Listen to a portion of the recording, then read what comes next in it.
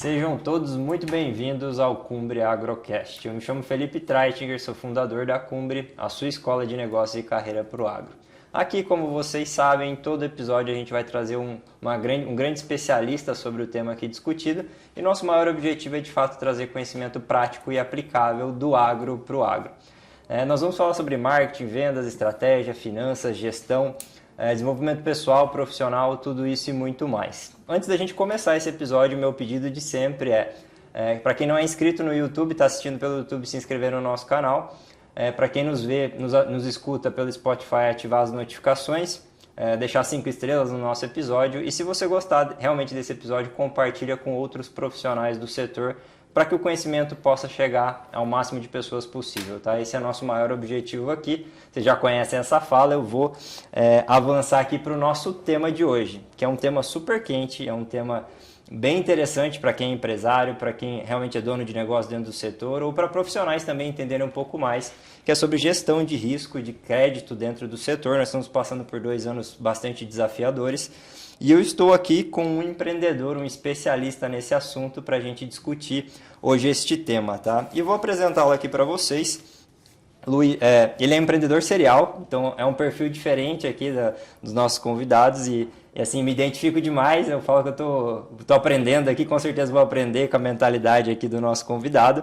Ele é fundador da Strider, que ela foi vendida para a Syngenta em 2018. Então ele é um empreendedor serial, tá? Ele agora fundou a Tarkin, que hoje vem revolucionando de fato a gestão de risco no crédito dentro do nosso setor. Além disso, ele é casado com a Tininha, ele é pai do Henrique e da Letícia, ele é construtor de coisas, ele possui uma oficina eletrônica, além de empreender dentro da Tarkin, tá? Eu quero até descobrir como é que ele consegue fazer essas duas coisas, tá? Seja muito bem-vindo, Luiz, ao nosso podcast, é um prazer tê-lo aqui conosco. Obrigado, prazer estar aqui. Muito bom, Luiz. Vamos começar aquecendo aqui para o pessoal entender um pouquinho o que a tua empresa faz hoje. Eu acho que é legal a gente fazer essa primeira pergunta mais abrangente, tá, Luiz? Então, para quem não conhece a empresa, você pode trazer qual que é o problema que a Tarkin resolve hoje na gestão de crédito e tangibilizar também quantos bilhões em crédito vocês analisaram já no agro, explicar para a gente um pouquinho da empresa e dessa tua trajetória? Fica super à vontade. Vou explicar. A empresa faz, ela cria as condições para que os seus clientes, né, que são indústria, revenda e sementeira, são as empresas da cadeia do agro, consigam implementar processos de crédito com uma governança maior. Governança vai fazer com que você tenha uma inadimplência mais previsível, vai fazer com que, de uma forma geral, o processo flua de uma forma mais dinâmica, né, que você consiga resolver as coisas mais rápido e que no final fique mais fácil explicar, né. Tem uma demanda de governança no agro grande, né? Assim, apesar do agro ser financiado predominantemente, né? 85% do financiamento do agro vem da cadeia. A indústria que financia, a revenda que financia o produtor, né? Ou a indústria financia o produtor direto. E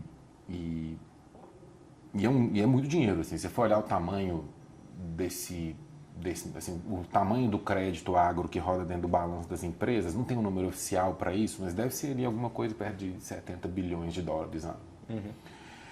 E isso já funciona assim tem muitos anos, tem mais de 20 anos, né? Perfeito.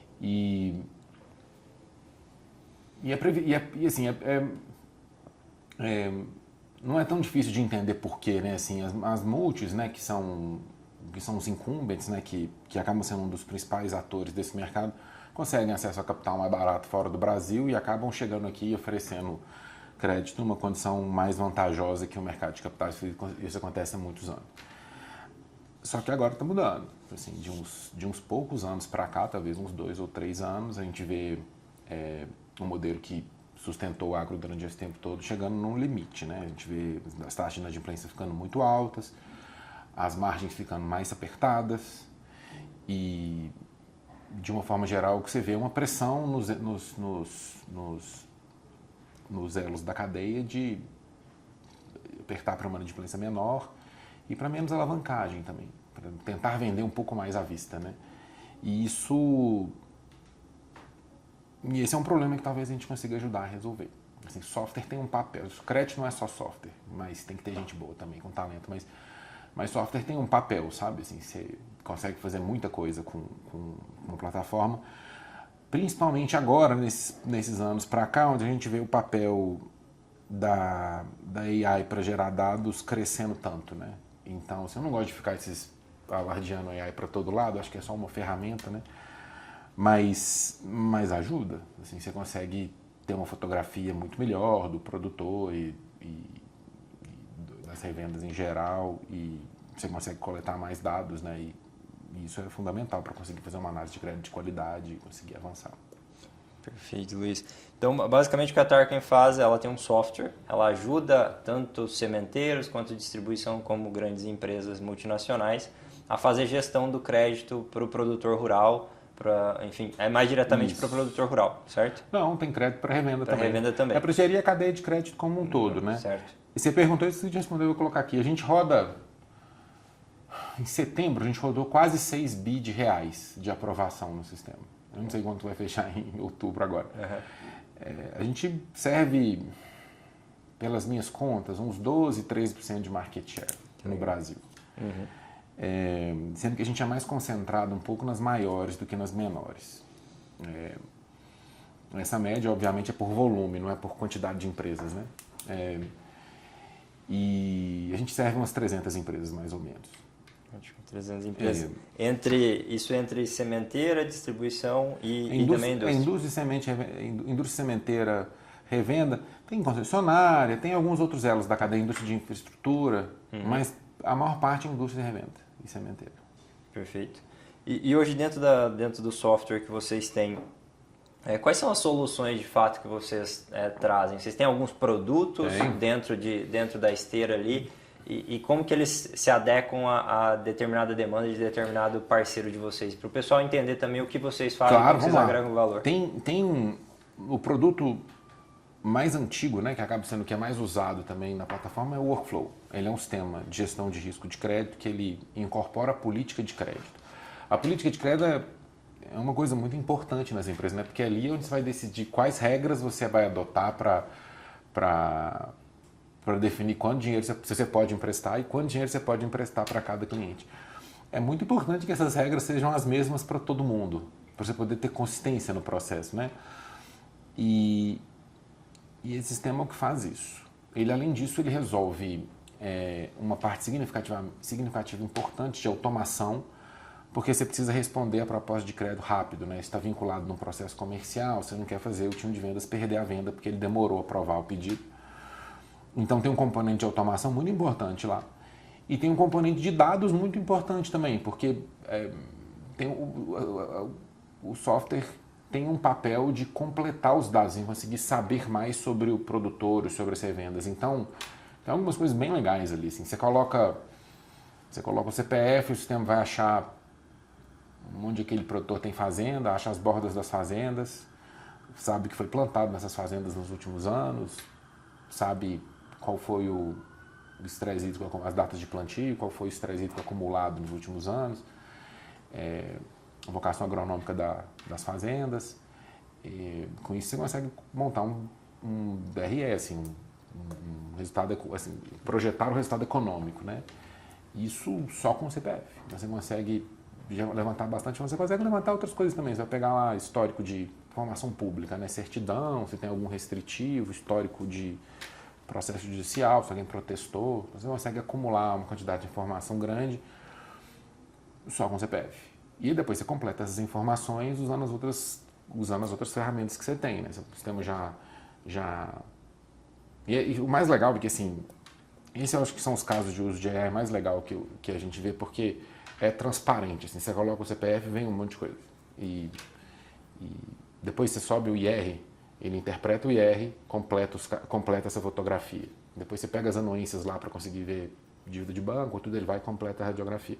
Então você vê o sistema tratando uma quantidade enorme de dados de uma forma que é bastante transparente para o usuário, né? Ele simplesmente vem as coisas aparecendo lá. E depois ele lida com toda a automação do processo de aprovação, né? Nós estamos falando de clientes que têm carteiras de centenas de milhões de reais, eles precisam ter o processo para organizar isso tudo tem que estar incluído no sistema para tornar o desenho todo fluido, né? Depois a gente tem uma solução que faz a parte de formalização, que faz contrato, emite a CPR financeira, física, faz todo o ciclo de formalização, que é muito importante, né? Tem uma ferramenta de análise de risco de carteira, para você poder olhar, bem, o que eu estou carregando aqui de recebível, qual o risco desses recebíveis, né? Tem tido cada vez mais demanda.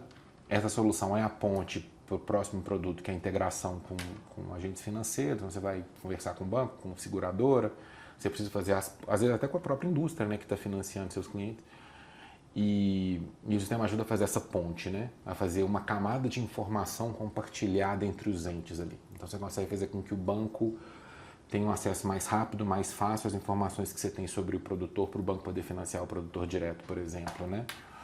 E agora, mais recente, a gente lançou uma ferramenta de CRM para poder fazer suporte e acesso ao mercado, né? Então, a ferramenta ela ajuda a entender, também com o uso pesado de AI, né? Mas ela te ajuda a entender assim, bem onde que é melhor, com quais clientes que é melhor eu perder tempo, quais clientes que eu tenho que é melhor eu investir mais e quais clientes que eu não tenho que eu devia ter. Então, assim, ela ajuda a apontar ali as oportunidades comerciais para os times de venda das empresas, né? Essas coisas todas são integradas, né? Então, assim, o cliente não consegue ver claramente onde termina um produto e começa outro. Funciona tudo dentro de uma plataforma.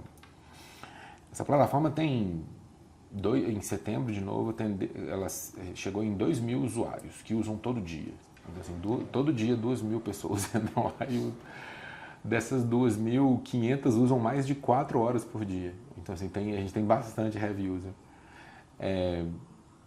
Então, assim, já está virando uma solução que encostou lá na ponta, né, nas pessoas que estão efetivamente trabalhando com isso. E a gente está super feliz de fazer. É uma empresa nova, né? Assim, a Tarkin tem nem 3 anos. É isso que eu ia te perguntar, quanto tempo de empresa, quantos colaboradores hoje vocês têm? Você já falou um pouco dos big numbers, né? 6 bi que você falou que... Tipo, que processo? A gente tem menos de 3 anos. Uhum. A gente tem um pouco mais de 100 pessoas, então entre 100 e 110 pessoas, não lembro do número exato. Uhum. A gente serve uns 300 clientes, dos 20 maiores a gente serve 10. A gente tem alguns dos clientes grandes, né? Os nomes conhecidos aí. É uma empresa jovem, assim, em todos os sentidos, né? Uhum. O pessoal que trabalha lá também é muito jovem, a idade média é menos de 30. E com muita fome, assim, a Tarkin quer crescer, né? A gente cresce 20% ao mês, continua crescendo 20% ao mês desde do começo de 23. A fome continua lá. A gente vai para cima, organiza. Agora a empresa já começa a ter aquelas dores de empresa de verdade mesmo, né? A gente recebe... Esse mês bateu 250 chamados de atendimento por dia. Você já começa a ter que ter estruturas, né, para as coisas funcionarem. Sim, de CS, de pós-venda, atendimento a cliente. Isso, e os números são grandes, né? A gente aprova mais de 400 anuências por dia para poder... As anuências é quando o cliente autoriza você pegar os dados de sigilo bancário dele para avaliação de crédito, né? Os números já começam a ficar maiores, a empresa começa a ficar com cara de empresa mesmo, né? Com cara de empresa maior. Mas o espírito tá lá ainda, o espírito do comecinho, sabe? Sim, de avançar, crescer rápido, de ocupar espaço, de servir os clientes, né? Sim. Isso é a coisa que eu acho mais legal, assim, de trabalhar lá. E Luiz, pegando esse gancho do que você trouxe sobre dados, né, sigilo de dados, como é que são feitas todas essas análises, essas interpolações que você trouxe? Pelo que eu entendi, você consegue pelo CPF puxar, enfim, histórico da parte jurídica, entender um pouco como é que está o crédito desse produtor, enfim, desse parceiro. Você também tem interpolação, né, que você trouxe, você pega por satélite a área plantada, você consegue trazer isso tudo dentro da tua base do software. Também tem questão pluviométrica, de quanto choveu ali, você consegue colocar tudo dentro do software para rodar e dar a melhor informação. Eu digo, né, é o dado virando informação que vira insight na ponta para o teu parceiro e para o teu cliente. Como é que é essa questão de sigilo, de LGPD, como é que funciona isso dentro do software? E eu acho que outro ponto legal para a gente explorar aqui é sobre rating do cliente. Como é que vocês trabalham isso, base essas interpolações de dados, até para o pessoal entender. Porque assim, é tanta tecnologia e assim, Fica confuso, né? Conversando contigo, você fala, poxa, um monte parece um bicho de sete cabeças, ainda mais pro agro, que por muitos momentos parece, né, eles são ainda, a gente está evoluindo a passos curtos nesse sentido. Como é que você tangibilizaria isso pra gente? A parte de tecnologia eu até resisto um pouco a explicar o como, porque dá essa impressão mesmo. Sim. Mas, bem, primeira parte de LGPD. Obviamente a gente leva isso super a sério lá, né? Esse primeiro loop, que só com CPF, é construído com informações que são domínio público. Então, assim, o satélite é público, os registros de fazenda são públicos, a gente combina esses dados, né? Ainda assim, depois que você combina esse dado, você começa a gerar informações que antes não eram públicas, né? Só pelo fato de combinar elas, né? E conseguindo construir esses dados. E depois eu vou explicar um pouquinho mais sobre a parte do produtor e a parte da revenda, que aí você consegue ter uma visão exatamente como é que a gente constrói esses dados, né? Então você pode acabar gerando, mesmo usando dados públicos, você pode acabar gerando alguma informação que tem um caráter pessoal ali no meio, né? Mas a gente está analisando crédito, né? Quando você está olhando crédito, você tem um pouco mais de informação pessoal mesmo, assim. Na própria LGPD tem um capítulo lá de, quando é crédito, pode fazer mais essas outras coisas. Então, assim, assumindo que você está olhando uma avaliação de crédito, você tem um aspecto mais amplo, né? Não daria para fazer a mesma coisa para uma prospecção comercial, por exemplo. Quando a gente vai fazer prospecção comercial, a quantidade de informação disponível é bem menor, porque não é crédito. E aí você tem essa separação que é importante a gente entender. Quando você pede dinheiro emprestado, né, quando você pede para comprar alguma coisa a prazo, é natural que você tenha um escrutínio maior das informações ali, né? Uhum. E a lei prevê isso. E depois você tem as outras informações que precisam de anuência mesmo. Então, a pessoa tem que autorizar, mandar o imposto de renda, a pessoa tem que autorizar você por escrito, assinar um papel lá, autorizar você pegar os dados de endividamento. Tem uma outra camada que depende de autorização, que o cliente vai dar autorização porque ele está interessado no crédito, né? Isso é tudo organizado certinho. A parte dos dados das empresas, a mesma coisa. A empresa vai mandar aquele monte de documentação, você tem que organizar isso, mas ela escolheu mandar, né? Aí você vai organizar isso e manter isso dentro de uma estrutura que garante que essas informações estão protegidas. Perfeito. E você comentou também sobre inteligência artificial. Dentro do teu modelo de negócio, de análise de crédito, como é que isso funciona? Como é que essa IA roda dentro do teu sistema? Porque eu, na Andave, né, passei no teu stand lá e vi aqueles dashboards com várias informações e tudo mais. Eu pensei, bom, obviamente tem desenvolvedores lá, mas tem a IA trabalhando, né, talvez ali para gerar essas informações. E como é que vocês fazem isso dentro da Tark? Como é que vocês usam ela a favor do negócio? A gente tem alguns pontos importantes. Por exemplo, eu acho que o rating em si, que assim, é o conjunto de regras que vai definir quanto dinheiro a gente pode financiar esse cliente e a nossa visão de risco de inadimplência dele, né? Isso não é consenso, né? Mas para nós lá a gente entende que rating é o que a gente chama tecnicamente de caixa branca. Assim. Você tem que entender exatamente a conta que o sistema está fazendo. Porque o sistema vai falar assim, esse cara aqui você pode vender até 1,5 milhão. Eu não acho que isso devia ser... Esse número não devia sair de AI. Acho que esse número devia ser bem objetivo. As empresas têm que entender que conta que a gente fez para chegar no 1,5.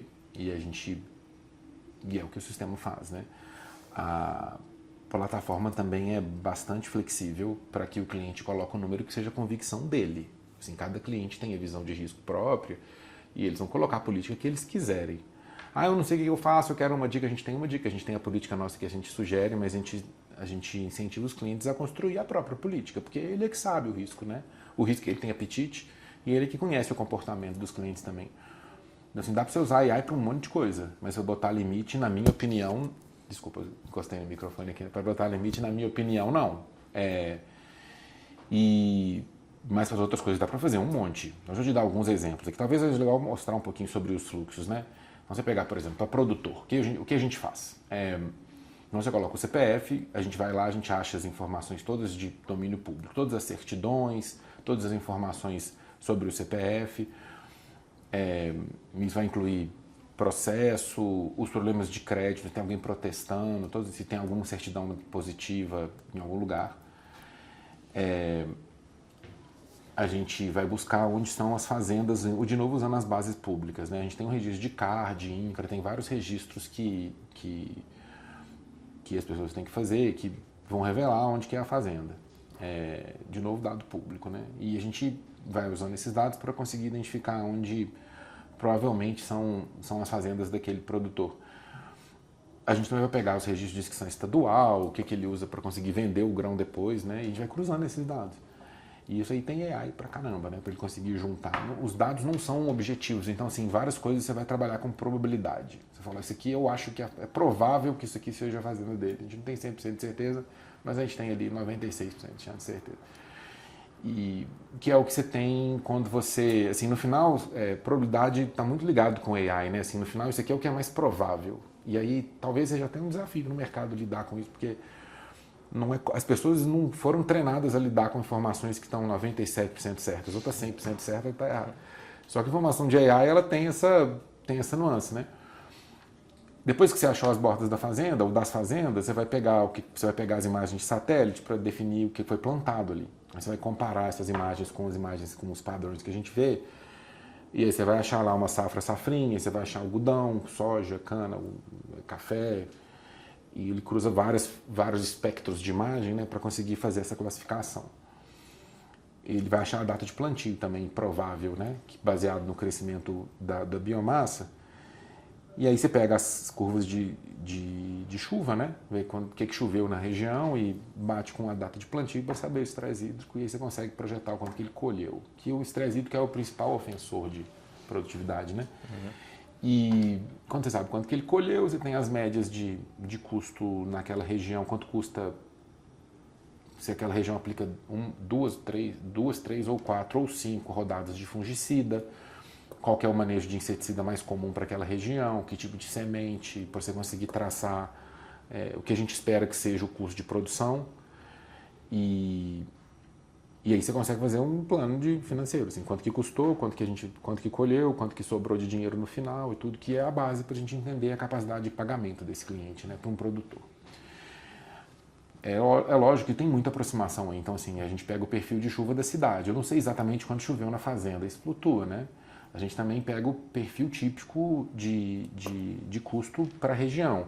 Os produtores têm estratégias diferentes, né? Então, tem produtor que prefere carregar mais em tecido para proteger mais, esperando colher mais, tem produtor que vai ser o contrário. São informações aproximadas, mas elas são suficientes para categorizar, sabe? Uhum. E com isso você consegue entender a capacidade de pagamento daquele cliente e entender se é um bom cliente ou não. Assim, quão agressivo você pode ser para poder vender a prazo para ele, né? Nas revendas e nos outros créditos de PJ, a análise é diferente. Assim, ali você está entendendo que não é mais um produtor, né? É um negócio de distribuição, e você vai ter acesso aos balanços. Então o sistema ele pega a sequência de balanço, ele tem uma AI que lê o balanço, então você não precisa ficar digitando o balanço, você sobe lá, ele incorpora o balanço todo, classifica para você. E aí ele cria os principais indicadores e ele compara com os benchmarks de mercado. Ele fala, olha, comparado com os outros clientes parecidos, esse indicador aqui está um pouco pior. A gente até lançou recente, agora, um mês e meio atrás, uma AI que faz uma pré-classificação. Então, assim, ela é um sistema especialista, né, como se um analista olhasse, um analista de software olhasse para aquilo ali e desse um resultado, né? Analisar balanço é difícil, assim, um desafio para o mercado, ainda mais para uma empresa que tem muitos clientes, né? Então esse sistema acelera o processo de análise de balanço. A gente olha outras coisas também, né, nas pessoas jurídicas. O sistema também ajuda a formar os grupos econômicos, que é uma coisa importante no agro. Assim, o produtor nunca está sozinho, né? Sim. Sempre tem outras pessoas junto, tem sócio, tem outros membros da família.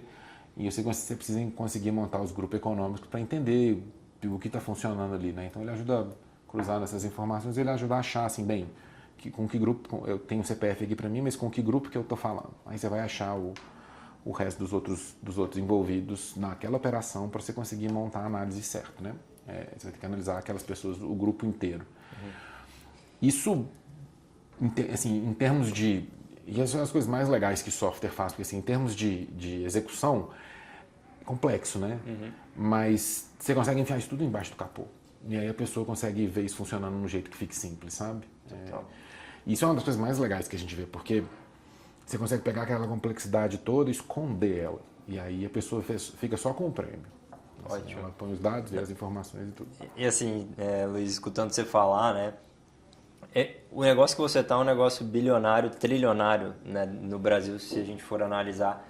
Se não me falha a memória, o último número que eu tenho de financiamento do dentro da porteira é 1,1 tri. Né? Daí tem a parte do governo, tem, enfim, os De outros... reais, né? Isso, Sim, de eu reais. estava dando número em dólar. Isso, né? isso, De isso. reais. Então, você tá no mercado, na minha percepção, tá? Humilde percepção. Você tá com uma empresa num mercado trilionário no Brasil, que é cheio de gaps, você está juntando todas as informações para filtrar isso, entregar algo simples para o cliente na ponta. Aqui é muito diferente dos Estados Unidos e da Europa, onde você tem o fomento do governo e dos bancos, então você tem isso tudo fragmentado, como você mesmo trouxe, é a multinacional fomentando com o dinheiro dela, com o crédito, aí tem a revenda que toma o risco, tem a cooperativa, tem o produtor que uma parcela disso ele paga no à vista. Mas você tem assim, um ambiente muito fértil, como bom agrônomo aqui, para crescer os seus 20%, porque você traz dentro de uma solução uma informação tão rica para o cliente, para o teu parceiro, que quando ele analisa isso, é difícil ele ter um parâmetro, um comparativo. Não tem como analista de crédito trazer a quantidade de informações que você tem em base à tecnologia embarcada no teu negócio para entregar aquilo para ele. Então, assim, dentro do teu negócio hoje você faz análise de crédito. Você já falou que uma outra frente talvez seja ajudar, talvez com os CRAs, com os FIAGROS, enfim, tudo direcionado aí para a estruturação de crédito, né, desse parceiro, talvez, de fluxo de caixa. Como é que você vê a tua visão sobre o teu business, que está crescendo muito, é um super case aqui, na minha visão de sucesso, em 3 anos, né, o tamanho que vocês já têm, os players que confiam em vocês. Como é que você vê o crescimento da Tark nos próximos 5 anos? Que outras soluções você pode agregar? Porque quando eu vejo o que você está fazendo, com tanta informação, e hoje, né, informação é o novo petróleo da coisa, você consegue trazer tanta riqueza nisso em vários outros produtos que até tem que tomar cuidado, né? Vou lançar um monte de produto aqui para você, dado tu tem. E que é a coisa mais rica, assim, na minha visão, neste mundo, que o agro ele é muito falho. Né, em ter historicamente um dado estruturado para te dar informação para virar insight de tomada de decisão estratégica. O dado é meu não, o dado é do cliente, né? Essa é a primeira coisa que eu claro, falar. claro. Mas assim, eu acho que a gente tem um foco, pelo menos eu acredito muito nisso, assim, é importante ter um foco em servir, sabe? Tem um monte de problema para resolver. A gente tem que atacar os problemas e conseguir construir valor com eles. Acho que no final a chave é essa, sabe? Eu acabo, por causa disso, tendo uma visão mais utilitária da tecnologia mesmo, né? Então a gente olha mais para o problema, assim. Qual que é os próximos problemas para resolver? E não é tão difícil de imaginar. Você pega, por exemplo, você tem um problema de domar um processo de crédito interno. É um desafio já. Depois que você resolve isso, você fala, qual é o próximo problema? Eu quero desalavancar meu balanço. Para desalavancar, o cliente só comprar... Você tem um problema, o cliente só compra a prazo. Eu quero parar de vender para ele a prazo. A única solução é outra pessoa emprestar o dinheiro para ele, porque ele só compra a prazo. Então você vai ter que arrumar formas de incorporar ofertas de crédito dentro da plataforma, que é exatamente o próximo passo, né? E aí falo, E aí você começa a ver os problemas, assim, os financiadores no Brasil, na América Latina toda, né? Eles são acostumados a ser donos do canal. Então, assim, você vai pegar dinheiro emprestado do banco, você pega uma pastinha, bate na agência lá, o canal é dele. Ele te liga, conversa com você. No agro não é do canal ser dele, porque quem vai lá mesmo é outra pessoa, é quem está vendendo os produtos e tudo. Então, você tem toda uma infraestrutura que é necessária ser preparada para que o agente financeiro consiga emprestar dinheiro sem ser dono do canal. E para ele não ser dono do canal, você vai ter que criar um fluxo dessa informação chegar nele, para ele, assim, equivale a ter todas as informações que ele precisa sem ele precisar pedir direto para quem ele está emprestando dinheiro na ponta. E aí cabe software, né, para você fazer esse caminho, essa informação seguir o caminho, né? E esse tem sido, assim, você vai olhar em termos de evolução da empresa, a plataforma de crédito foi ano passado, esse ano a gente continua a plataforma de crédito, mas o desafio maior é conseguir construir essa infraestrutura, né, para permitir com que esses agentes econômicos funcionem. Os financiadores. Agora, mais recente, seguro, a mesma coisa. Assim, seguradora também tem uma demanda de seguro grande. Uma parte do problema de crédito do Brasil é resolvível com seguro, porque Porque eventualmente você vai ter uns anos ruins no agro, não tem jeito, isso é inerente, né? Cada 5, 7 anos. De vez em quando você vai apanhar num ano ruim. É importante que a gente tenha uma estrutura que consiga tolerar melhor esse ano ruim, sem ter essa quebradeira, sem ter esse monte de RJ e tudo. Uma parte desse problema resolve com o seguro. O seguro aguenta ter um ano ruim. Ele é preparado para isso, né? Ele tem outros anos bons que ele junta o dinheiro lá e se prepara para o ano ruim.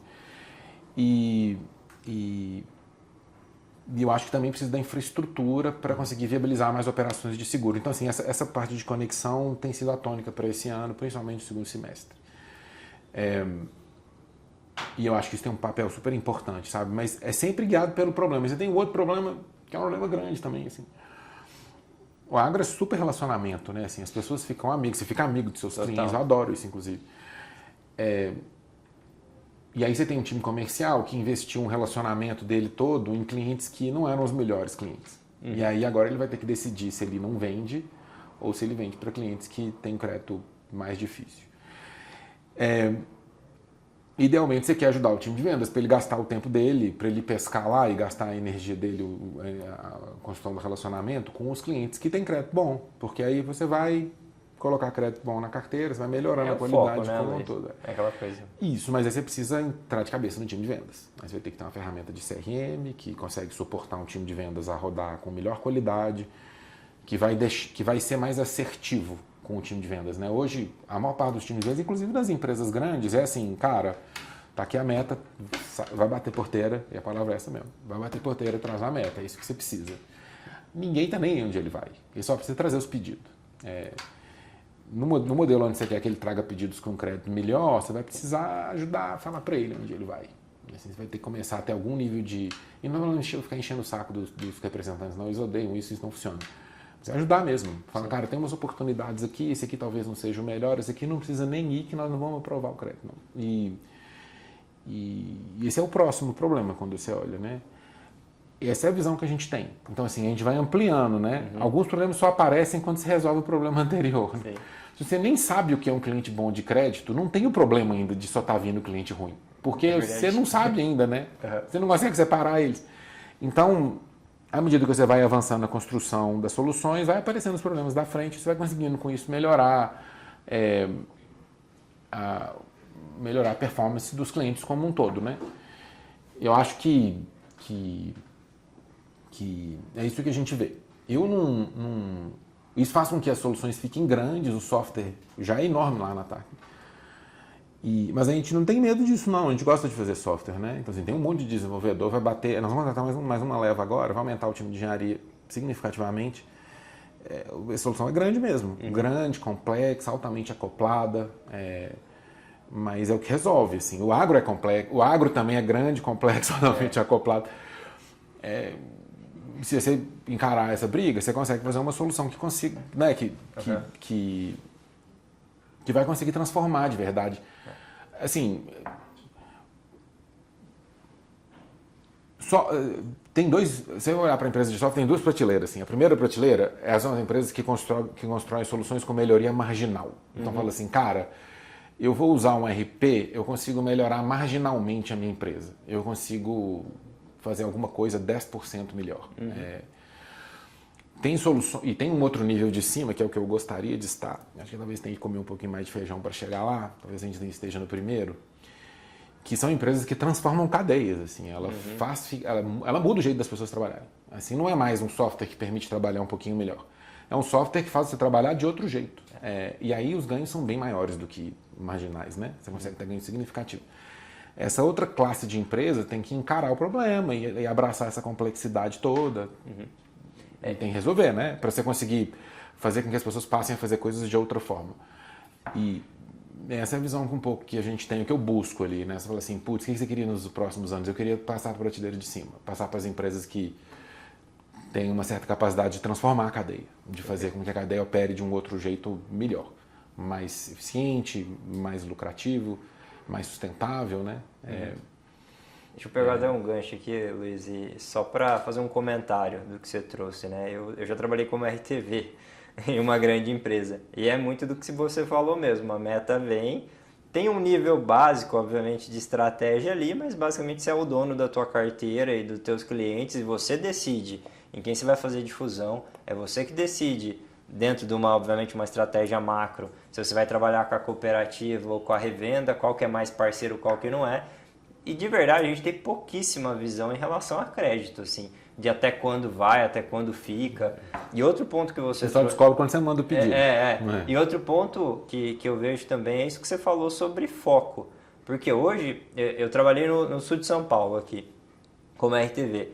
As áreas eram ali 200, a gente fala em alqueires ali, né? E o Paraná também fala muito em alqueire, né? 200 alqueires, 100 alqueires, o produtor médio. Você vai, e daí você conseguia até, vou rodar, eu consigo atender 4 ou 5 clientes, você, assim, no pau da viola, vai, usando bem os termos assim, é mais 3, 4 se você pegar para rodar realmente cliente, fora os distribuidores que você tem que estar visitando, você tem que criar um relacionamento com eles, porque você vende através deles, você tem que estar alinhado com o gerente, alinhado com o comprador, então assim, seu tempo está dividido. Quando você traz uma ferramenta de gestão que te direciona, olha, esse cliente aqui que você botou na tua lista, nem vá porque não vai ir, entendeu? Ou principalmente se for venda direta, né, indústria, como era RTV, claro, né, quem tinha que aprovar mais era a cooperativa, mas você pode ajudar a cooperativa, por exemplo, né, então a distribuição. E quando você vai lá para o Mato Grosso, para grandes contas, aí você tem os CA da vida, os Key Account Management, que são os RTVs, os gerentes, né, de contas chaves, que estão atendendo diretamente o produtor, ele é da indústria, atende diretamente, que daí esse software ele vai ajustar. Tem coisa simples, tem coisa, às vezes tem frutas baixas. Você pega, por exemplo, você pergunta para o RTV qual que é o share que ele tem na conta. E aí você vai olhar o share que ele tem de verdade, porque a gente sabe quanto que o cliente compra e quanto que ele planta, né? Eles muitas vezes não sabem. Eles não sabem. Assim, o nível de gestão profissional hoje. O produtor não gosta de ficar falando, o produtor também não gosta de ficar compartilhando demais, às vezes é difícil, às vezes isso entra na negociação. Às vezes você fala para ele, cara, dá para fazer metade da sua meta só com vendas novas para os clientes que você já serve. Isso. Então, assim, vamos aumentar o share nesse. 6 vezes mais barato do que conseguir um novo cliente. E aí e o cara já conhece o produto, né? A agro tem assim. Você não vai arriscar com um produto novo. Os clientes tendem a ter uma rampinha, né? Ele experimenta num pedacinho e depois ele vai comprar. Exatamente. E é importante você guiar eles nessa rampinha. Você fala, esse cara aqui, pô, ele já usou para 20% da área, cara. Ele passa para 40% agora. É só sentar lá com ele. E isso ajuda, sabe? Esse guia de software tem um papel. É o mesmo papel que você tem no crédito também, né? Mas é um paradigma novo também, assim. Você não... Você tem que mudar um pouco a mentalidade também do consultor ali, do vendedor, e ele tem que entender um pouco mais do porquê aquilo é importante para ele adotar. Eu vejo uma grande resistência dos CRMs na mentalidade mesmo de quem usa, né? De ver a importância daquilo, né? E conseguir transmitir isso para a ponta também. A tentativa nossa lá é fazer uma coisa que seja não é um monitorado, não seja uma coisa para controlar. Sim, para ajudar. Seja uma coisa para ajudar. Sim. Então, tem umas outras coisas de software moderno também, assim. Eu rodei bastante agro também, né? Então, assim, era comum você ver no hotel de manhã, no café da manhã, tipo 10 horas da manhã já. E um monte de RTV lá digitando coisa no CRM. Mas você fala, cara, 10 horas da manhã, o que esse cara tá fazendo aqui no hotel? E ele fala, cara, eu queria ir, mas me obrigam a digitar esse monte de coisa que eu tenho que ficar aqui. Eu aposto que você ficou bastante hotel digitando de manhã. Segunda-feira, principalmente. Aí você fala, cara, o que esse cara tá fazendo aqui? E, assim, pô, você não bota o representante para digitar, cara. O cara tem que fazer outras coisas. Sim. Então, assim... Ele tem que estar no campo vendendo, a maioria dos anos. Então, o ideal é você construir uma solução de software que reduza isso, sabe? Então, assim, em vez dele digitar, põe só para confirmar. A fazenda do cara é essa mesma? Não é, então me ajuda aqui. O que eu acho que ele planta é isso, tá certo? E aí você consegue reduzir a quantidade de input significativamente. Aí ele tem menos motivo para ter resistência. É mais botão de ABCD do que ele ter que ficar. E é mais rápido. E ele consegue fazer isso no celular, ele consegue fazer isso lá na fazenda. No offline, depois sobe. Depois sobe. Assim, acho que tem uma discussão tecnológica aí para resolver que é necessária, senão fica pior para ele. Sim, ele vai ter resistência. Vai. E, assim, dependendo do chicote, você consegue fazer ele ficar de manhã lá no café da manhã do hotel digitando, mas não é o que ele gostaria. Assim, e né? no médio e longo prazo, Luiz, eu sempre falo que esse top-down, ele é um negócio que fica meio amarrado, assim, né? Porque você não gosta, você é um adulto, você não é uma criança que, pô, você tem que fazer e tal, é porque você é obrigado. Entendeu? E o cara tem a meta dele, ele fala, cara, eu tenho que bater minha meta, deixa eu ir lá trabalhar. E principalmente se ele for RC, né? Ou franqueado ainda, porque daí você ainda tem aquelas questões de até onde vai o que ele tem, que eu não tenho que fazer, ele não é um CLT e tudo mais. Mas eu concordo contigo, né? Se você colocar trazer uma facilidade para ele mostrar o valor, com certeza você tem uma melhor aceitabilidade desse consultor, desse... Teve uma transição em software que aconteceu tem uns 10 anos. Você é novo, você não pegou isso não. Você já veio na geração depois. Foi mais ou menos ali na época das redes sociais ali, quando começou, em 2010 ali mais ou menos. Antes disso, software era uma desgraça. Software era uma coisa que você tinha que tolerar, assim. As empresas, só tinha nas empresas, ninguém usava isso, só você usava no trabalho. E era um horror, assim, era lento, você clicava e ficava esperando e tudo. E quem é um pouquinho mais velho lembra dessa experiência no trabalho, né? De 2010 para frente, começou uma transição, principalmente com essas empresas de software de consumer, tipo um Spotify, uma Netflix, empresas que começaram a expor interface de software para as pessoas fora do ambiente de trabalho. E começou a mudar a visão de software. Assim. Software virou uma coisa que te faz trabalhar melhor. E essa transição foi para o mundo para os B2B também. E é uma tendência que já está em 15 anos já, né? Apesar de que a gente ainda vê muito eco do antigo ainda, daqueles sistemas horrorosos departamentais que as pessoas toleram, mas não gostam, mas toleram. Mas hoje, no conceito mais moderno de software, ele não é só para controle mais. Controle é quase um subproduto, né? Assim, software é para competitividade, assim, ele tem que te fazer trabalhar melhor. E esse paradigma é importante, sabe? Esse paradigma chegou um pouco atrasado no agro, quando você olha, né? Porque ele já tem 15 anos. E chegou um pouco atrasado no Brasil e um pouco mais atrasado no agro. Mas hoje está aí, assim, a gente vê. Se você troca esse desenho e as pessoas começam a enxergar o sistema, a plataforma de software, o aplicativo em geral, AI, como coisas que fazem eles serem mais produtivos e fazem melhor para eles, assim, prefere usar, porque é mais prático, ele consegue entregar melhor resultado e tudo. A resistência é bem menor, assim, porque aí você vai ter um pouco de dificuldade de uso e tudo. Tem um outro componente também que é muito importante, que não é só código não, é gente também, você tem que ajudar. Então, assim, é importante você estar disponível para ajudar os clientes, para eles conseguirem fazer isso melhor, né? Mas você enxergar isso direitinho e fechar todos os pontos da equação, não vejo muita resistência de usuário, não. Assim, não é uma coisa que a gente vê comum e tudo. Mesmo dos times de venda, que são times mais difíceis, né? Historicamente mais difíceis.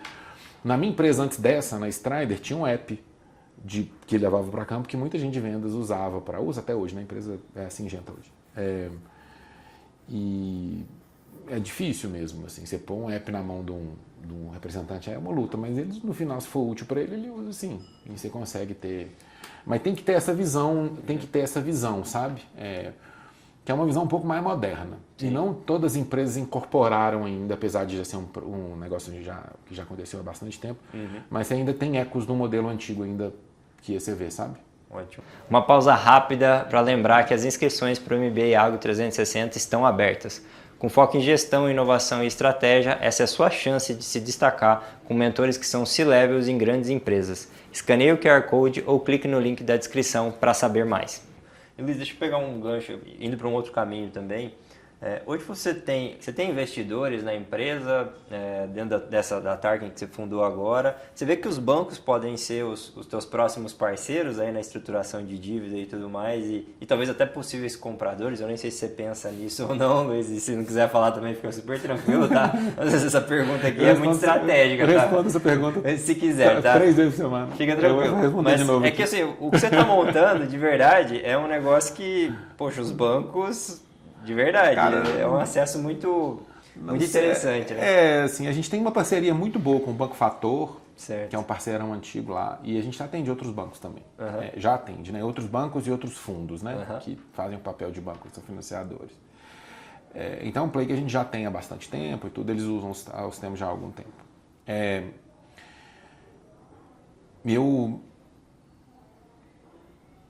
quando você vai olhar crédito de agro para banco, não é tudo a mesma coisa. Então, estamos falando de um ambiente mais heterogêneo, né? Se você for pegar, por exemplo, o Itaú tem, se eu não me engano, 100 bi de crédito agro, mas você vai olhar tudo empresona, assim, você vai olhar quem é, Citrosuco, Raizen, os grandões.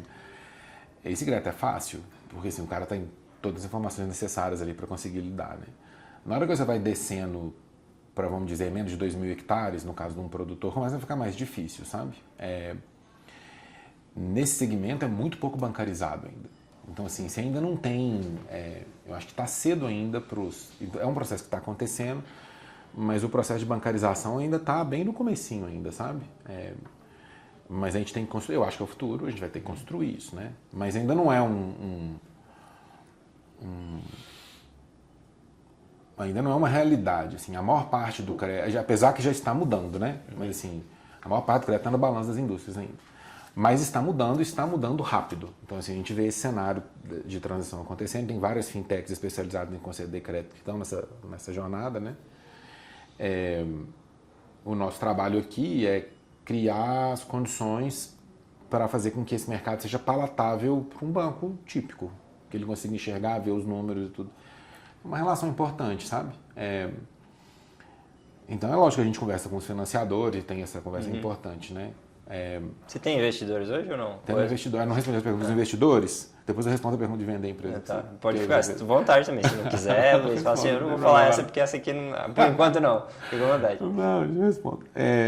Os investidores, assim, a gente fez uma rodada de investimento de 5 milhões de dólares lá no comecinho da empresa, em que, ou seja, quando era um PowerPoint, que quem liderou foi a Monax, que é um fundo de venture capital aqui de São Paulo, talvez seja o maior do Brasil em termos de capital, né? Se não for maior, está entre os 5 maiores.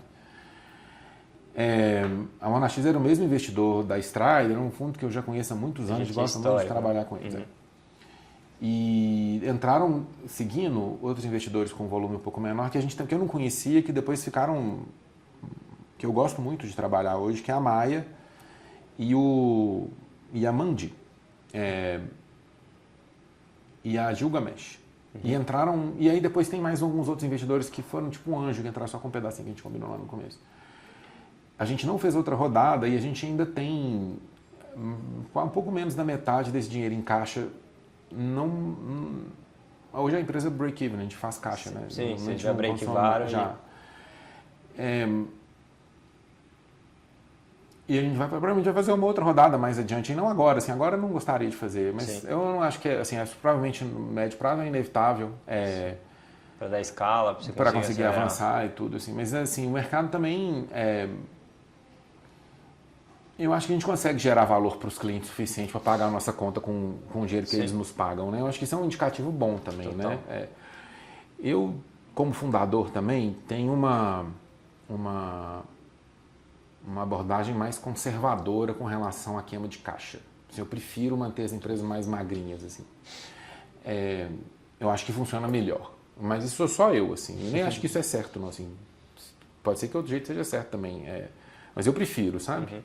Eu acho que fica mais, assim, você corre menos, assim, você corre menos risco de perder o foco, você consegue manter a estrutura bastante eficaz. Eu prefiro. Então, foi por isso que a gente trouxe a empresa para o break-even mais cedo no ciclo e continua assim até hoje, né? Eu também acho que o problema é grande o suficiente para o cliente pagar por ele. Então, então, assim, tese deveria ter, você deveria ser financiado pelos clientes, né? Num cenário típico. Sobre vender a empresa, cara, assim, a gente não faz empresa para vender, sabe? Você falou lá no começo, empreendedor serial, eu nem gosto muito desse nome, porque fica parecendo que a gente faz empresa para vender quando fala assim, mas não faz não, assim, a gente faz empresa para fazer um negócio que tem impacto, sabe?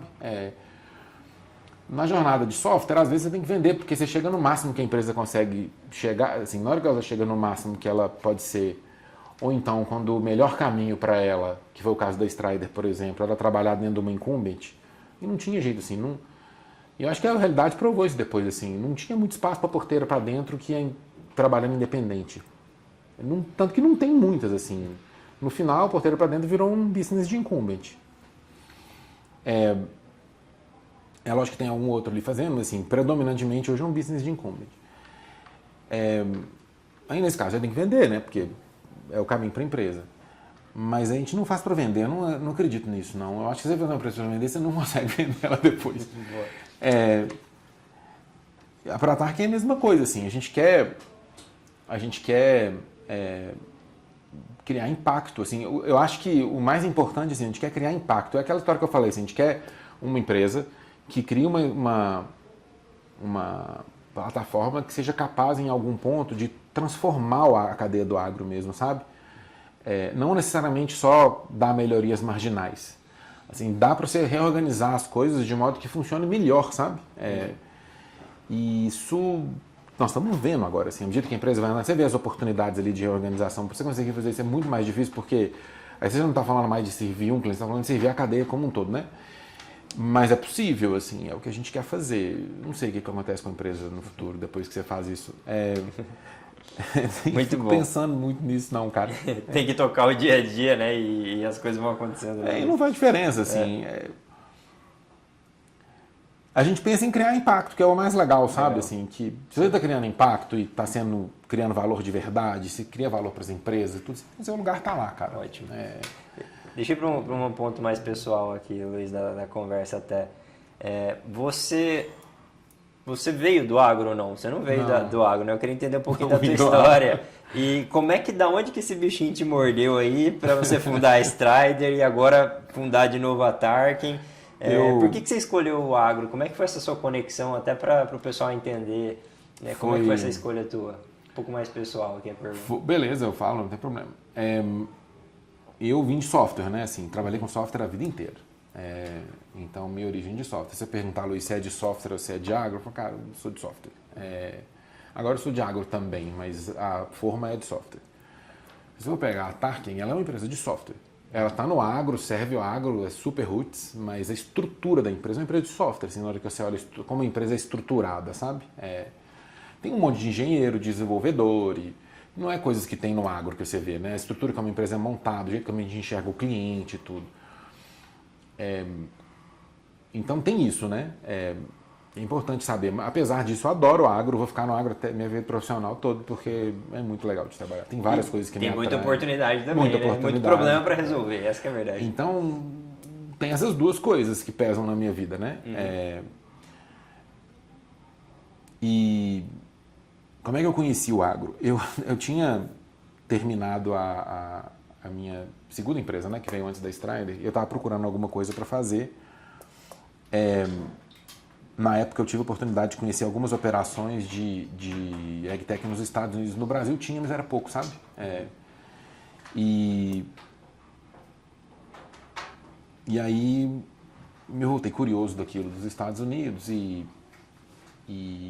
resolvi fazer uns testes e por acaso também a gente começou, na época eu estava procurando um negócio novo e eu estava prestando umas consultorias enquanto eu procurava, né, de desenvolvimento de software. A gente acabou pegando uns projetos de agro nessa consultoria e eu voltei com esse negócio mordido dos Estados Unidos, tinha passado um tempinho lá e resolvi testar e peguei o telefone e saí ligando para uns produtores, peguei o número do catálogo, assim, saí ligando para produtores para saber quem se interessava, consegui uns 5 clientes lá e a gente começou a testar e isso eu ainda estava com os projetos e a coisa foi andando, assim, a gente viu que conseguia ser útil, viu o problema, né? Assim, o que me atraiu mesmo na época foi, assim, esse talvez seja um mercado com mais tecnologia e menos hype que existe, sabe? Assim, as pessoas são muito pragmáticas. Então,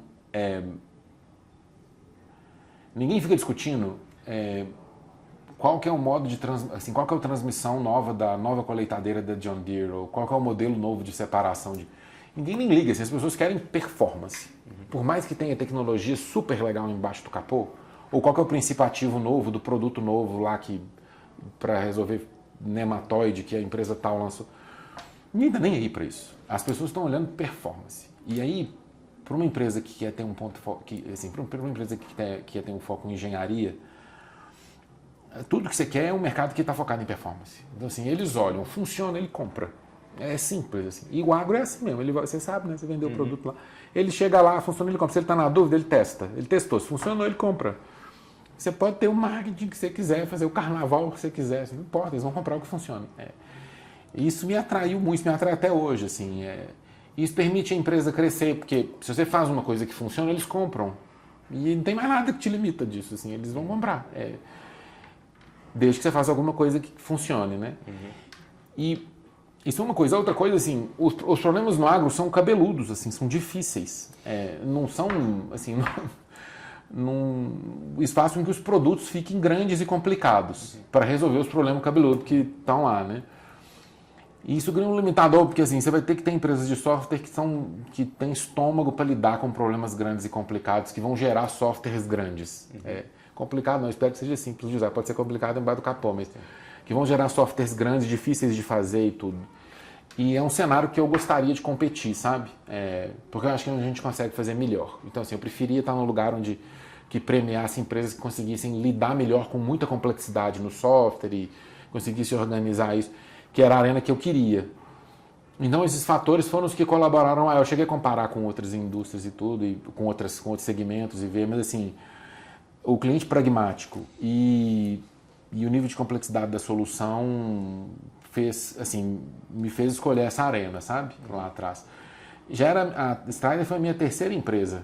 Eu já fiz isso muito, eu isso tem muitos anos na minha vida. Sim. Já. Depois da primeira, cara, você tende a ser mais pragmático mesmo. Assim, o que eu sou bom, o que eu sei fazer, qual que é o cenário que eu consigo entregar melhor o que eu sei fazer e tudo. Então, eu não tenho aquela história emocional de como é que eu escolhi. Sim. Não precisa ter, né? Eu acho que assim, as pessoas enfeitam muito, né, Luiz? Tem que ter a história perfeita. Não, eu vi uma oportunidade de negócio, eu vi que era um problema complexo, eu gosto de problema complexo, é aqui mesmo que foi isso aí. Mas assim, embora. Hoje, cara, putz, tem muito, mais da metade dos meus amigos são do agro, assim, adoro, assim, respeito pra caramba. Eu acho que a gente que vem de tech tem a arrogância de achar que a gente são os empreendedores mais fodas, né? E nós não somos nada, assim, os caras são muito mais fodas. Vai pegar uma safra pra tocar e tudo, sua família é do agro também, você sabe disso, né? Putz, aquilo é de risco pra caramba. Nossa, o produtor típico, ele consegue desligar o telefone, o celular dele, tipo umas 11 da manhã. Ele já lidou com 3 caminhões que quebrou, o cara que não apareceu.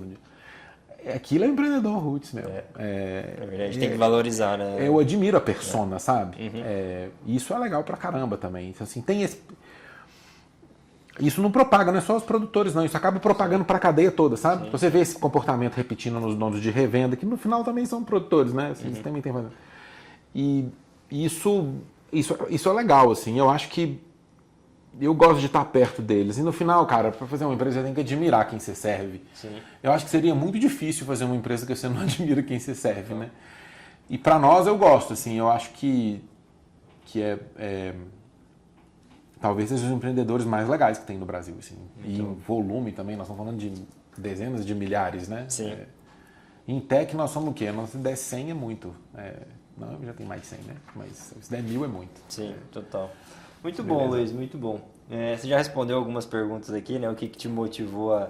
Eu tinha uma, né? Depois que você vendeu a Strider, o que te motivou a fundar a Tark, você já trouxe, né? Porque o negócio, porque é complexo, porque você gosta disso e você admira o cliente. Eu gosto de fazer empresa. Você gosta de fazer. Dá pra ver que você gosta de fazer. Por mais que não seja um fim vender, você é bom em vender também, tá?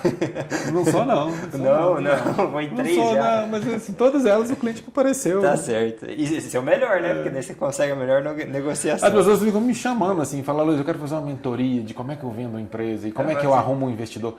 Tem isso direto. Eu falo, cara, tem uma empresa boa. Isso. E não fica pensando nisso toda hora. Né? Só tem uma empresa boa, eles são bons em achar. Eles vão aparecer lá. Muito boa dica, viu? Luiz, vamos lá então. A minha última pergunta aqui pra gente já para um bate-bola, também não estourar muito a 1 hora, Luiz, para o nosso pessoal aqui que escuta também, ser um episódio legal, que eles podem assistir na academia e tudo mais. Deixa eu até selecionar uma boa aqui, das que a gente não foi ainda. Eu vou falar um pouco de liderança, tá? Eu já tive uma conversa contigo ali rápida na Andava, que você estava comentando sobre desafio de equipes. Eu quero entender um pouco da tua visão numa startup, né, em várias que você já teve, se as dificuldades elas são, né, são as mesmas das grandes empresas ou não, entender um pouquinho dessa tua visão e depois a gente vai para o mini bloco, o bate-bola com o gestor, daí eu te explico como é que funciona. Mas vamos lá, qual que é a tua visão hoje sobre liderança de equipes dentro das empresas que você fundou? E se você tem essa dificuldade de encontrar as pessoas preparadas para as posições e até uma complexidade, uma cereja no bolo aí da tua empresa, você tem que achar pessoas talvez que entendam de crédito, de tech e agro. Você fazer essa junção de um perfil aí de profissional ou não, você precisa de gente curiosa, gente com vontade de aprender e isso para você ter o drive de contratação, essa vontade, essa ânsia. Como é que é a tua Era visão? bom ter gente que já sabe, mas assim, a maior parte das pessoas que a gente contrata são aprendedores rápidos. Ótimo. Eu acho que isso talvez seja o principal critério para trabalhar lá. Mas você tem que ser um aprendedor rápido, porque você vai ter que aprender esse monte de coisa. Em termos de... assim, liderança é um tema complexo, né? Assim, o que a gente vê é eu já estou fazendo isso tem mais de 20 anos, né? Então, assim, do comecinho até hoje, se aumentou significativamente a expectativa que as pessoas têm sobre um líder. Então, assim, antes era esperado que um líder só dessas tarefas mesmo, tudo. Hoje é quase um psicólogo líder, né? Que você espera. É isso. E eu acho que isso é legal ter boa liderança, né? Mas isso gera mais pressão sobre as pessoas que estão tentando assumir a função, assim. Isso aumenta o desafio de liderança, né? E é engraçado porque ao mesmo tempo que aumentou-se a expectativa do que é um líder, mais gente quer ser líder mais cedo. Então, se você vai conversar com o pessoal, você vai fazer entrevista de emprego, o que você quer, cara? Eu quero ser líder. Eu falo, de certeza? Assim, uma tranqueira ser líder. Eu falo, não, eu quero ser líder. Então, a gente vive isso, né? Assim, as pessoas têm que ser preparadas para assumir posição de liderança cada vez mais cedo, num mundo onde se exige cada vez mais dos líderes, né? E isso é um desafio que a gente vê nas empresas e a gente vive isso. E assim, posição de liderança e ser líder do jeito certo é difícil também, porque tem, assim, uma das coisas que eu explico para a turma é, cara, você tem que fazer duas coisas, assim, no final a liderança é duas coisas. Você tem que se importar de verdade com os caras. Então, assim, você vai tirar o foco de você e vai passar o foco para outras pessoas. Isso não é difícil fazer. E não é qualquer um que consegue, né? Você vai ter que chegar de manhã e preocupar com o outro, em vez de preocupar com você. Você tem que estar preparado para fazer isso. É uma jornada para você conseguir mudar o mindset. Você sabe, você tem sua empresa lá, você tem um pessoal que você pode... Você chega de manhã e está preocupado com eles, não é com você. Assim, como é que eu vou conseguir fazer as minhas coisas hoje? Você muda o foco, né? Essa transição de foco é necessária.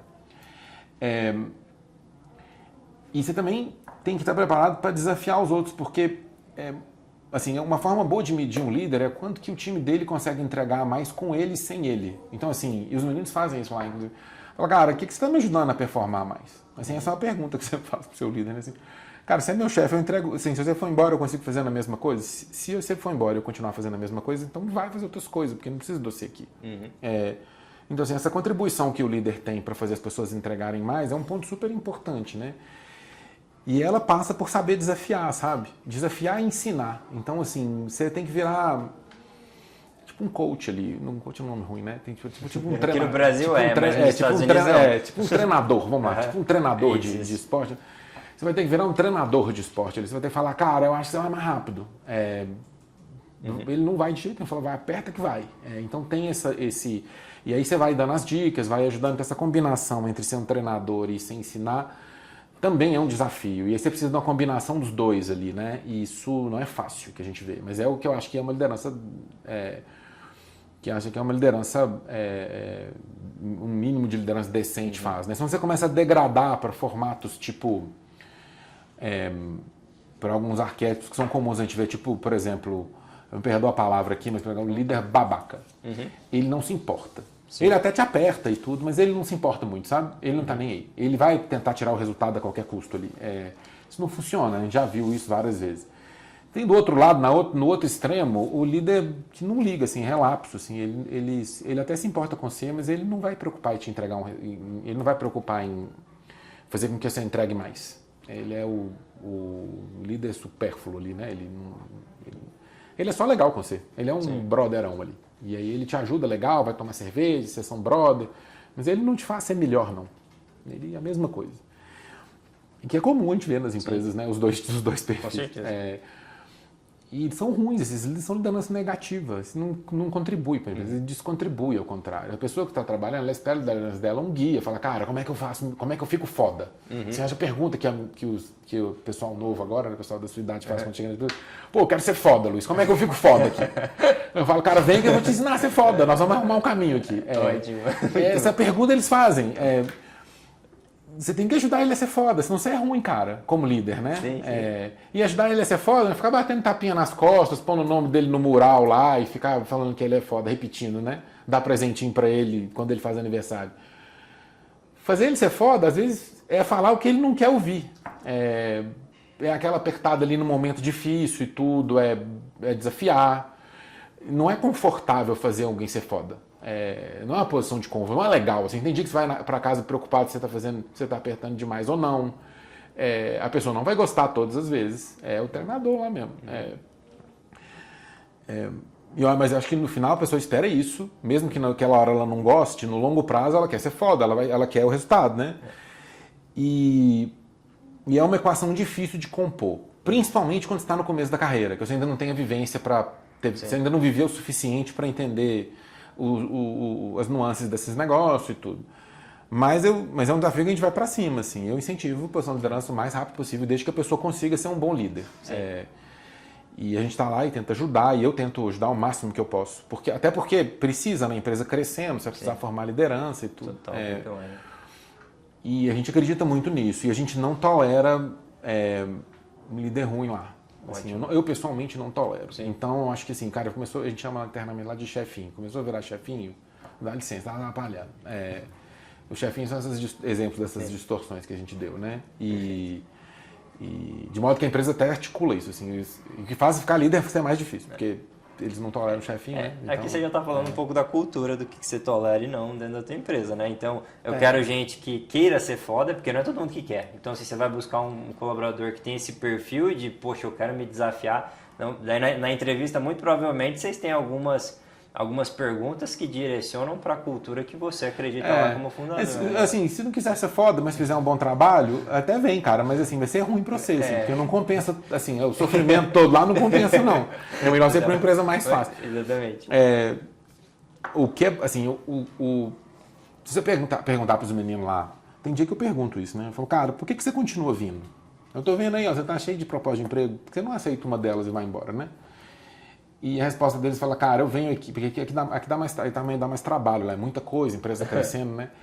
Eles falam assim, cara, eu fico porque eu estou aprendendo muito mais rápido aqui, eu vou chegar onde eu quero mais rápido. Então, legal. Assim, você imagina assim, o mercado de trabalho, nós estamos passando tempo aqui? Não, vai tocando. Então, assim, uns 10 minutinhos. Beleza. Mas se o mercado de trabalho fosse uma escada, esse meu colega, o meu sócio lá, o Carlos, e aí você olha para a escada, ela é fácil de subir, né? São degraus, tá cheio de gente. Se você for andar o degrau de cima, você tem que esperar o cara que está na sua frente e um também, né? A gente é como se fosse um barranco do lado da estrada, da escada. Não tem ninguém na sua frente, mas é um barranco. Você tem que... Dá para ir mais rápido, tem ninguém na sua frente, só vai ter que subir um barranco. A analogia é típica, sabe? Para os caras que querem subir o barranco, ele vai subir mais rápido, ele chega lá em cima da escada, ele faz um atalho nessa escada aqui, mas é um barranco. Você não pode estar lá no meio do barranco e reclamar, cadê os degraus? Tinha que ter os degraus aqui. Eu tô olhando pro lado, tá cheio de degrau ali. Por que não tem degrau aqui? Fala, cara, porque é um barranco. Porque é um barranco. Se você quer escada, você tinha que ter entrado na fila lá embaixo. Eu acho que isso tem essa discussão também, isso é muito de quem escolhe trabalhar numa empresa, numa startup, numa empresa que cresce nessa velocidade, nesse estilo, né? E é uma adesão super pessoal mesmo, porque é um barranco, assim, né? Não é super confortável que nem escada, e tudo é mais trabalho, exige mais e tudo. Como eu disse, a gente contrata aprendedores rápido, porque eles têm que aprender esse monte de coisa num tempo muito curto, né? Sim, perfeito. E isso acaba falando um pouco sobre o modelo que a empresa funciona, né? O modelo de liderança que tem lá e tudo. Vou fazer uma última pergunta para a gente, para o mini bloco, Luiz. E essa que é bem bacana, porque tem muito jovem que quer empreender, né? Então, que conselhos que você poderia deixar para essas pessoas que querem empreender no agro, tá? Esses jovens ou até profissionais que já têm uma maturidade dentro de uma empresa e eles falam, não, eu acho que meu timing... Eu quero começar a empreender e você tem muita bagagem, Luiz, para passar e eu também quero aprender com a tua resposta aqui. O que você poderia falar para esse pessoal? Nossa, você tá fazendo a curta. Tá bom, manda a curta que daí a gente fecha com o mini bloco. Eu acho que os fundadores, eles aprendem em rede. Eles não têm uma aula de fundador, assim, você vai na faculdade, curso de fundador, você estuda lá, não funciona assim o aprendizado para ele. Você sabe disso, tá rindo, você sabe. Eles aprendem em rede. Então, assim, ele tem o brother que ele liga lá quando ele tem um aperto, que ele pega a informação que ele precisa e tudo. E todos os fundadores, muito cedo na carreira, os bons pelo menos, começam a montar a rede. Eles sabem estruturar uma rede que é o que vai apoiar ele a conseguir o que ele precisa para construir o que ele quer. A rede é um monte de gente foda que acha que você também é foda, que confia no você. Sendo o objetivo, né? Não é qualquer um também, não, sabe? Não adianta você puxar o saco de um cara ali, que isso não é rede, não. A gente que acha você foda também, porque ele vai gastar tempo dele com você para ajudar e tudo. E montar essa rede é um desafio importante, assim, acho que isso vem antes, sabe? E eu olharia para isso, assim, sabe? Para como é que monta a rede? Fala, cara, aproxima de pessoas que você admira, que você acha que tem alguma coisa para te ensinar. E nessa jornada que você quer fazer, você vai trabalhar numa empresa menor, que você está próximo do dono, talvez seja o conselho mais óbvio, assim. Fala, vai trabalhar numa empresa menor que você está próximo do dono, porque esse é o cara que você quer, Vê o que eles sabem fazer lá para você aprender a fazer igual, né? E que é uma subdivisão do conselho de rede, que é um conceito mais amplo, né? E eu acho que é isso, assim, para começar, sabe? Isso ajudaria. Tem mais um monte de outras coisas também, né? Sim. Mas esse é um básico que a gente vê, sabe? Sim, pragmático. E ajuda, assim. Ajuda também você entender o que precisa, porque a outra coisa também que é importante, quando eles me falavam, vou fazer uma empresa, muita gente quer, né? E eu falo, cara, por quê? Porque assim, às vezes tem que ver se os seus motivos fazem sentido, porque pode ser que seus motivos não façam sentido nenhum, assim. Sim. Você vai trabalhar mais, muito mais, você vai ter muito mais incerteza na sua vida, mesmo se você for bem, você vai ter muito mais incerteza. Então, assim, dependendo do motivo que você quer, é uma ilusão, assim. Fala, eu quero trabalhar porque eu não vou ter chefe. Cara, você acha ruim ser o chefe? Espera você ter clientes. Aí você vê que é ruim. Um cliente dá para ser muito pior que um chefe. O chefe, pelo menos, tem a prerrogativa que ele vai ser razoável com os seus clientes. São zero razoáveis. Eles vão fazer o que é melhor para eles, sempre. Então tem que olhar o porquê também. Acho que isso é uma discussão importante para entender na jornada pessoal de cada um, saber por que eles estão fazendo as coisas, né? E aí essa resposta pode falar um pouco mais sobre quais seriam os próximos passos, né? Perfeito. Ô Luiz, eu vou até pular esse pinga-fogo, vou fazer duas perguntas só, diretas, tá? Respostas sucintas, que eu não quero que você perca teu voo, tá? Então vamos lá. Não, mas vou dar tempo. Basicamente, a ideia aqui do bloco, eu tenho 5, 6 perguntinhas, eu vou fazer umas 2, 3 para ti, tá? Pergunta direta, resposta sucinta, tá? Beleza. Vou pegar as melhores aqui para escutar a tua percepção, a tua experiência. Quais foram os 3 maiores aprendizados da carreira até agora?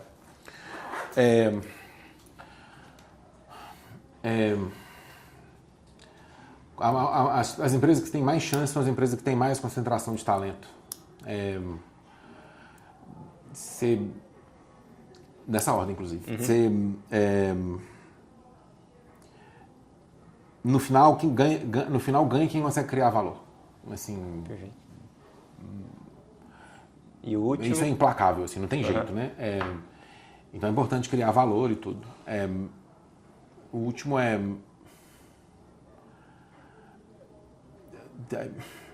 assim, talvez, por mais que a gente tenha as urgências e os riscos todos que a gente corre, talvez tentar manter o olho um pouco mais no longo prazo, assim, olhar um pouquinho para frente, sabe? Eu acho que o fundador ele tem que voar um pouco mais alto que os outros, porque a maior parte dos ganhos que a gente vê são exigentes. A maior parte dos sucessos que a gente vê são execuções diligentes focadas numa meta de longo prazo que elas continuam diligentes por muito tempo. Então você vai ter que querer a mesma coisa por alguns anos e ser diligente atrás dessa coisa para você conseguir no final ter essa coisa. Demora as coisas, né? Sim. E aí ter essa diligência é importante. Para mim são essas 3 coisas. Ótimo.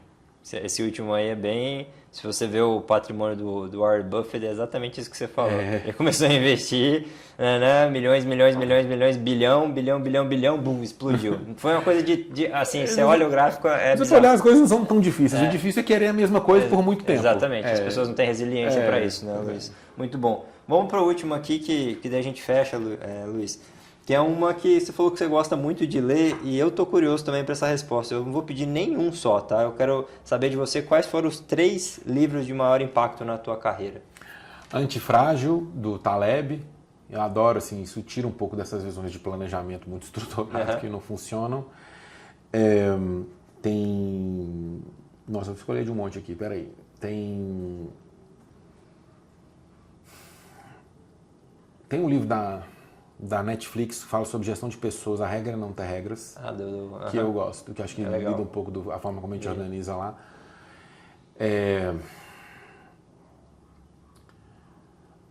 Tem um outro do PCTL que chama Zero to One, que é a forma de fazer produtos. Tá, já li. Esses são os que eu gosto mais. Assim. Mas tem muito mais aqui, né? Pensando em livros de trabalho, né? Ótimo. Se for pegar livros de... Aí também tem a listinha dos livros. Perfeito. Não, ótimo, Luiz, perfeito. Beleza. Quero te agradecer aqui pelo bate-papo. De novo, aprendo demais sempre, ainda mais empreendedores, né? Eu sempre falo que é a mesma espécie, eu fico aqui escutando, admirando o que você está construindo também, Luiz. Então, obrigado, viu, pela tua presença. Beleza, cara, prazer estar aqui, fico feliz. E também quero Parabéns pra você, tanta coisa legal aí, ó. Obrigado. E até quero deixar aqui disponível, Luiz, a câmera aqui para você deixar um último recado pro pessoal. Inclusive, vou fazer um negócio que eu não faço aqui, Luiz. Se quiser passar para mim um QR Code, né, que eu coloque aqui depois no podcast para o pessoal entrar em contato, talvez alguém do comercial, então tem um dono de revenda, tem um diretor aí de uma cooperativa ou alguém que tem uma empresa que seja tomador de decisão, como é que ele acessa você para entender a tua solução? Eu vou deixar aqui, só me passar o QR Code. Eu vou passar no site, tem uma janelinha lá que você pode pedir o contato, né? Tá. Como é que encontram vocês, então? O site é tarkin.com.br, Tarkin com K. Pode me chamar também no LinkedIn, contactar e tudo. Eu estou à disposição. Também trabalho com vendas lá, vou engajar. Provavelmente, se você é dono de uma revenda mais de 100 milhões, indústria ou cementeiros, a gente já não está falando com você, nós falhamos, me desculpe, me avisa para a gente resolver isso, porque a gente devia estar falando com você. Era isso. Então, assim, a Tarkin é uma empresa muito prática, assim. Eu acho que a escolha pela plataforma é um processo bem objetivo. A gente não tem colateral de vendas, a gente não fica mostrando PowerPoint para cliente. Você vê lá o sistema, vê se você gosta. É simples. Assim, a gente faz demos, os clientes experimentam. A gente não tem... O processo comercial é usando o sistema. A gente compartilha a tela e mostra. Então, é uma abordagem muito prática. Se você quiser conhecer, pode chamar a gente lá, estamos à disposição. Muito bom, Luiz. Obrigado mais uma vez. Eu vou deixar meu recado aqui final. Pessoal, quem não segue a gente nas redes sociais, cumbre.agro no Instagram, cumbreagro no LinkedIn. Não compartilhou, compartilhe agora o episódio. Tenho certeza que você aprendeu aí um pouco sobre gestão de risco. Crédito no agro, eu aprendi. Então, agradecer também quem ficou aqui até o final do episódio. Manda para os amigos, compartilha com profissionais da área de crédito, do não crédito. Todo mundo tem que aprender um pouco sobre isso, porque esse tema ele é cada vez mais relevante dentro do nosso setor. É importante a gente ter pelo menos uma base sólida para poder discutir isso em conversas com parceiros, com profissionais que lidam com isso o dia todo, tá? É isso, pessoal. Obrigado pela atenção, um abraço e até o próximo episódio. Tchau!